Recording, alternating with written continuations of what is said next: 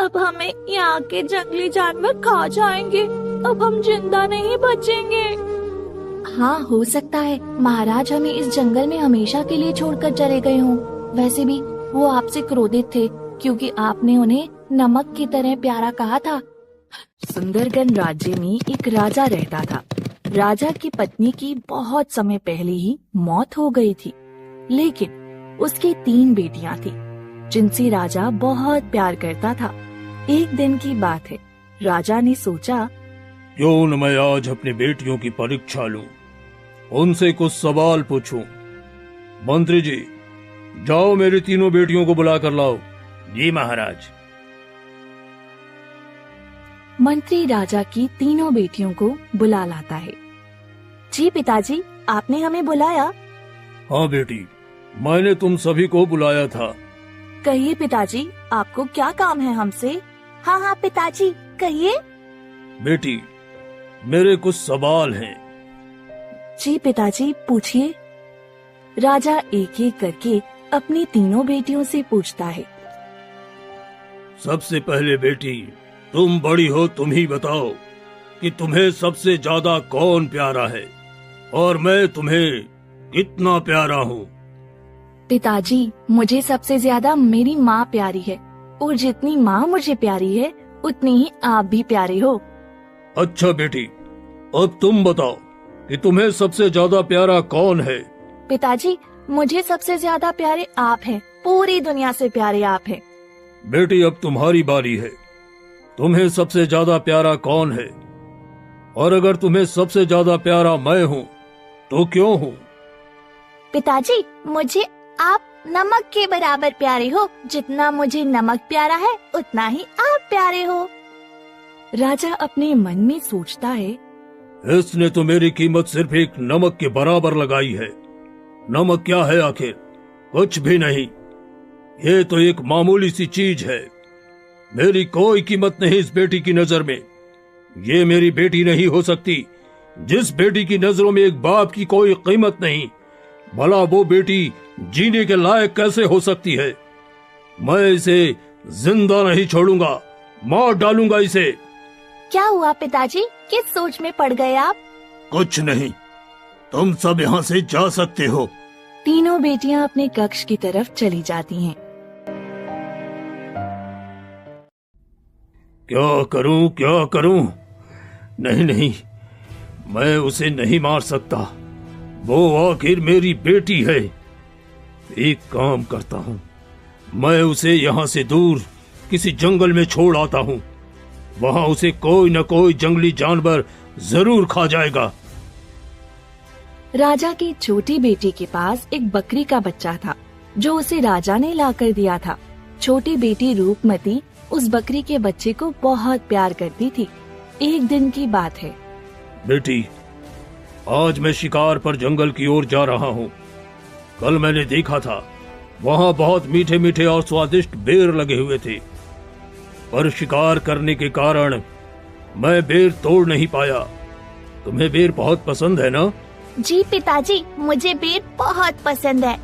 ठीक है, फिर आज समय मिला तो ले आऊंगा। पिताजी, और अगर आपको समय नहीं मिला तो? हाँ, ये बात भी है। फिर जब समय मिलेगा तब ले आऊंगा। नहीं नहीं पिताजी, मैं भी आपके साथ चलती हूँ। आप शिकार करना, जब तक मैं बेर तोड़ लूंगी। और बेटी, वो तो बहुत घना जंगल है। वहाँ बहुत जहरीले सांप भी हैं और बहुत खतरनाक खतरनाक जानवर भी। पिताजी, ले चलिए ना मुझे भी अपने साथ। मैं अपनी प्यारी बकरी को भी चरा लूंगी और ढेर सारी बेर भी ले आऊंगी। ठीक है, फिर चलो।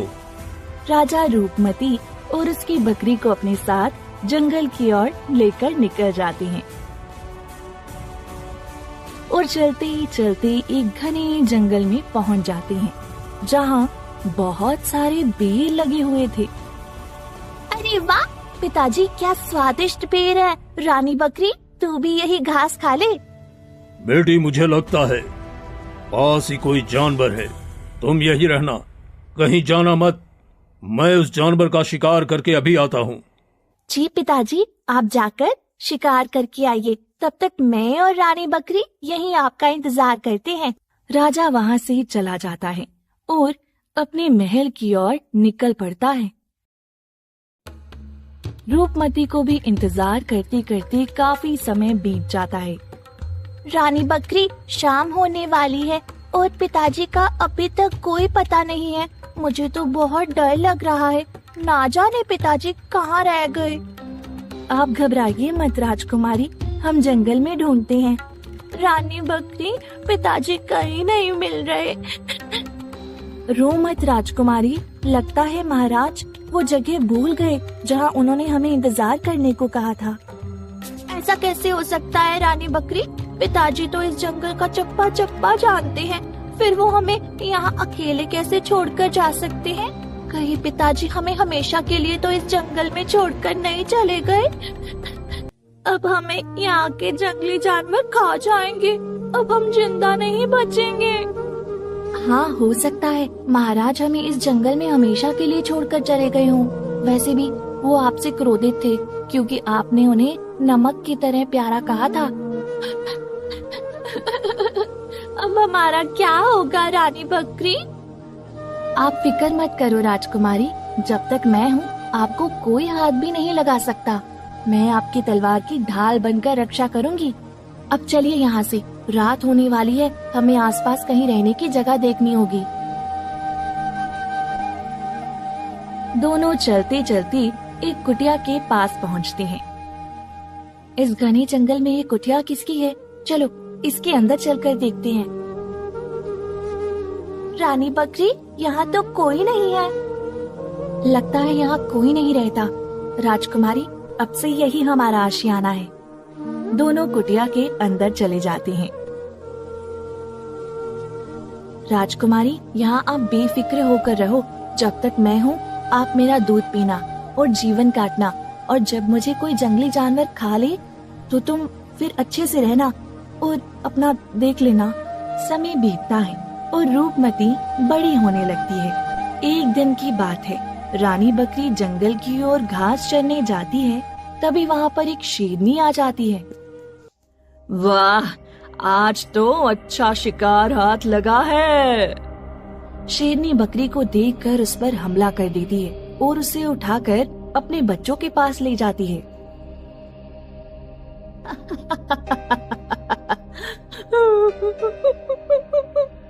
पागल बकरी, तुम हंस भी रही हो, रो भी रही हो। तुम्हें तो रोना चाहिए। तुम्हारा रोना तो समझ आता है, पर तुम्हारा हंसना मुझे समझ नहीं आ रहा।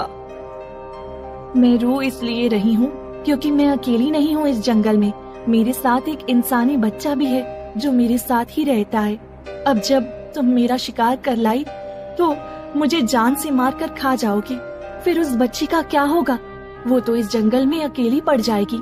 मेरे बाद ना जाने उस बच्ची का क्या होगा। और तुम हंस क्यों रही हो? मैं हंस इसलिए रही हूँ क्योंकि जो आज मेरे साथ हो रहा है वो कल तुम्हारी साथ होगा। हम भी पहले एक महल में रहा करते थे, उसके बाद इस जंगल में हम अकेले रह गए, और आज देखो मेरी मौत आ गई, और मेरी मौत के बाद वो बच्ची अकेली रह जाएगी। तुम्हारा भी वक्त जल्द ही आएगा। अगर तुम आज मुझे खाकर मेरी उस बच्ची को अकेला कर दोगी तो कल तुम्हारे बच्चे भी अकेले रह जाएंगे। तुम्हें भी कोई शिकारी मार कर तुम्हारे बच्चों को अनाथ कर देगा। माँ, इसे मत मारो माँ, इसे मत मारो। कल अगर तुम्हें भी कुछ हो गया तो हमारा क्या होगा? इसलिए आप इसे छोड़ दीजिए। आप हमारी चिंता मत करिए। हम 1-2 दिन भूखे रह लेंगे, लेकिन हम अपनी माँ को नहीं खो सकते। और अगर आप इसे हमें खिला देंगी तो वो लड़की अकेली रह जाएगी। ठीक है, जाओ तुम उस लड़की के पास, मैंने तुम्हारी जान बख्श दी। बकरी वहाँ से चली जाती है। आज रानी बकरी कहाँ रह गई? आई नहीं, आज तो काफी समय हो गया।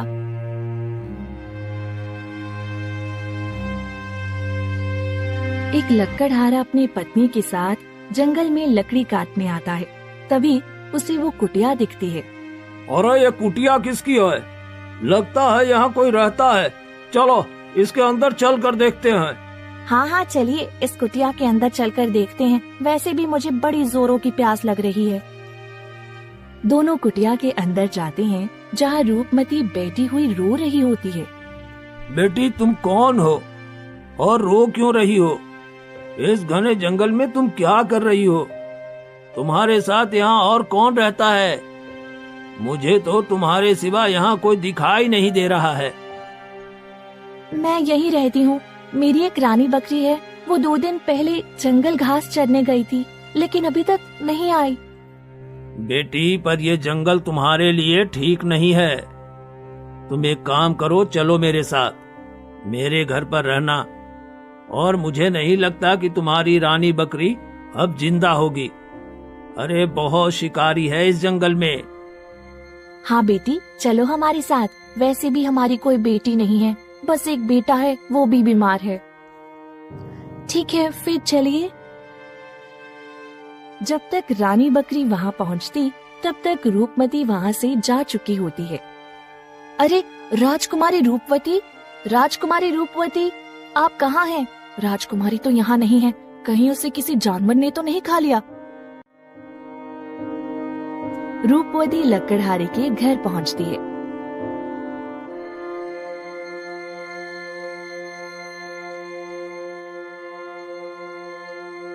बेटी, ये है हमारा बेटा। ये चल फिर नहीं सकता, ना ही उठकर बैठ सकता है। ये सारा दिन ऐसे ही चारपाई पर लेटा रहता है। लेकिन इन्हें क्या परेशानी है, क्या बीमारी है? पता नहीं बेटी, कुछ समझ नहीं आता। हमने तो अपनी तरफ से बहुत कोशिश कर ली, वैद्य भी हमारे बच्चे को ठीक नहीं कर पाया। आप फिक्र मत करिए, ईश्वर पर भरोसा रखिए, सब सही होगा। बेटी, हम लकड़ी काटने जा रहे हैं, तुम घर पर ही रहना। जी पिताजी, आप दोनों जाइए, मैं जब तक आप दोनों के लिए खाना बनाकर रखूंगी। कुछ समय बाद बीमार लड़का सो जाता है। जब लड़का सो जाता है, तभी उसके मुंह से एक सांप निकलता है और बाहर चला जाता है, जिसे रूपवती देख लेती है। ये क्या, इसके मुंह से तो इतना बड़ा सांप निकला। मुझे इस सांप का पीछा करना चाहिए। आखिर ये सांप जाता कहाँ है? रूपवती उस सांप के पीछे पीछे जाती है तो देखती है कि सांप जहाँ लकड़ी का ढेर रखा हुआ था, वहाँ जाकर खड़ा हो जाता है। लकड़ी के ऊपर दूसरा सांप भी बैठा हुआ रहता है। ये क्या रहस्य है? यहाँ तो पहले से ही एक और सांप है। लकड़ी पर बैठा सांप दूसरी सांप से कहता है, वाह भाई वाह, तेरी तो मौज ही मौज है। लेकिन याद रख, ये मौज बस कुछ और दिनों की है, इसके बाद तू खत्म। अरे हाँ हाँ ठीक है, जब तक जिंदा हूँ तब तक मौज ही मौज है ना। अरे लेकिन तेरे से अच्छी जिंदगी गुजार रहा हूँ और तू फिक्र मत कर, अपना सोच, तेरी जिंदगी कितने दिनों की है। अरे मौत तो तेरी भी बहुत जल्दी ही हो जाएगी। अरे नहीं नहीं, मुझे कोई इतनी आसानी से नहीं मार सकता। मैं कोई मामूली सांप थोड़ी न हूँ। इन लकड़ियों के नीचे 7 राज्यों का खजाना छुपा कर रखा हुआ है। हाँ, और मैं इसकी रक्षा कर रहा हूँ। अरे ऐसे कैसे कोई मुझे आसानी से मार सकता है? हाँ? क्या फायदा तेरे इस खजाने का? अगर कोई लकड़ियों पर आग लगा दे और तू जल कर यहीं खाक हो जाएगा। और सोच, अगर ये खजाना किसी और को मिल गया तो वो तो अमीर हो ही जाएगा ना।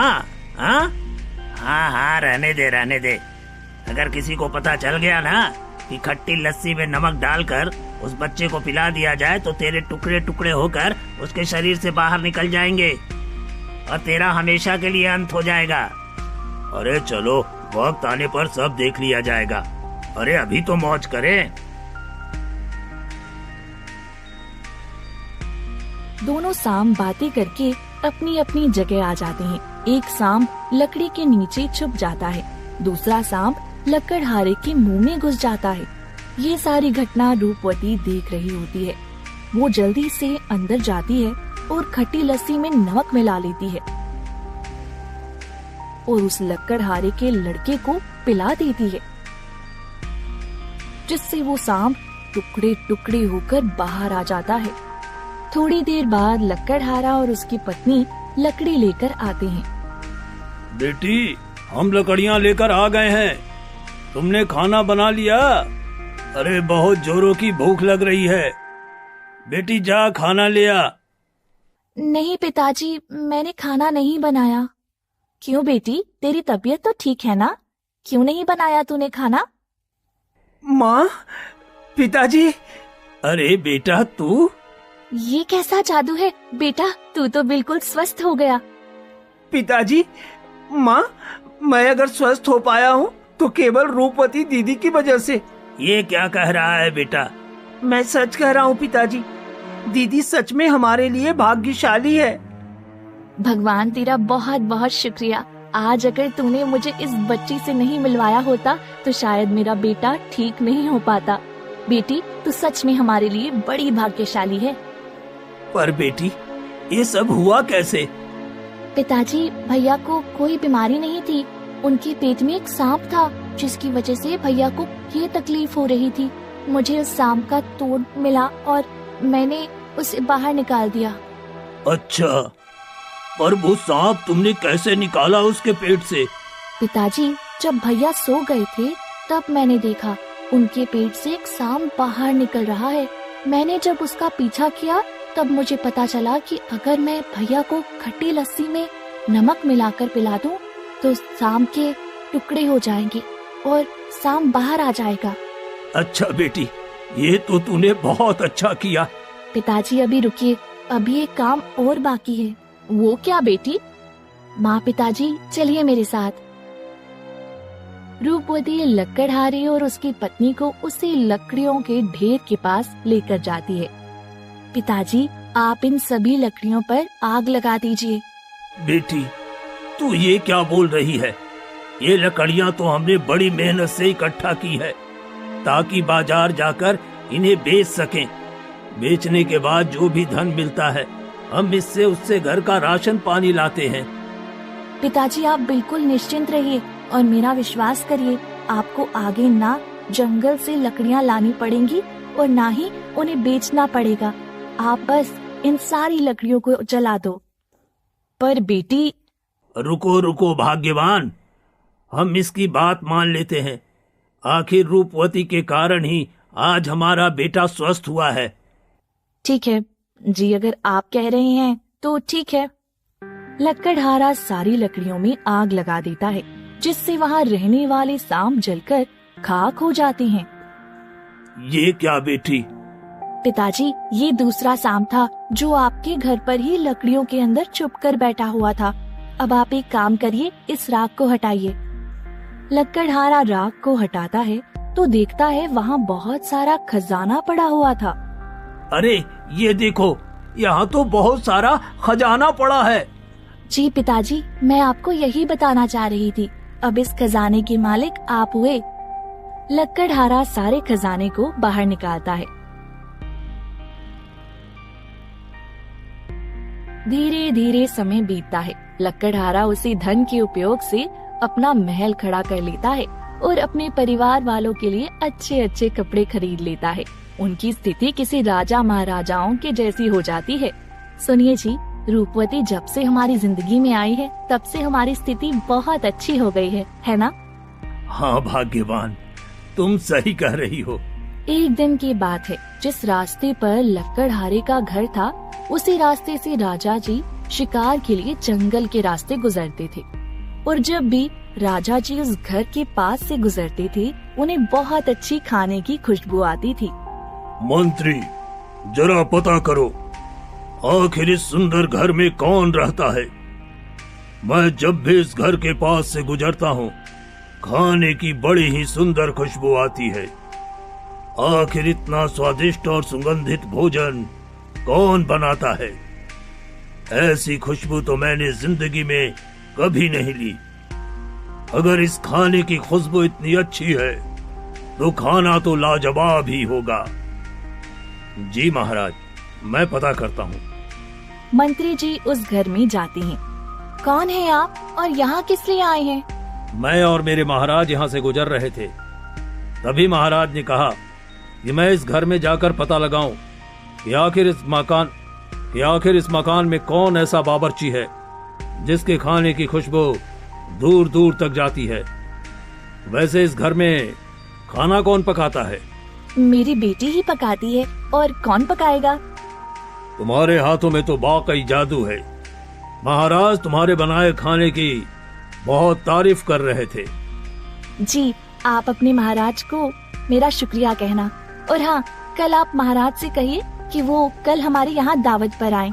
मैं उनके लिए स्वादिष्ट स्वादिष्ट भोजन पकाकर रखूंगी। ठीक है, मैं अपने महाराज को यह सूचना अवश्य दे दूंगा। अब मैं चलता हूँ। मंत्री महाराज के पास जाता है। महाराज, मैं उस घर में देख कर आया हूँ। वहाँ एक बहुत ही प्यारी सी बच्ची खाना बनाती है, और आपको जानकर खुशी होगी कि उस बच्ची ने कल आपको दावत पर बुलाया है। मंत्री, ये तो बहुत अच्छी बात है। मैं भी यही चाहता था। मैं तुम्हारी ये बात सुनकर बहुत खुश हूँ। चलो कल आते हैं और इस घर में बनाए हुए खाने का स्वाद लेते हैं। आखिर मैं भी तो देखूं इतने स्वादिष्ट भोजन का राज क्या है। जी महाराज, फिर तो मैं भी खाऊंगा यहीं। हाँ हाँ मंत्री, बिल्कुल। दूसरे दिन राजा और मंत्री उस लक्कड़हारे के घर पहुंचते हैं।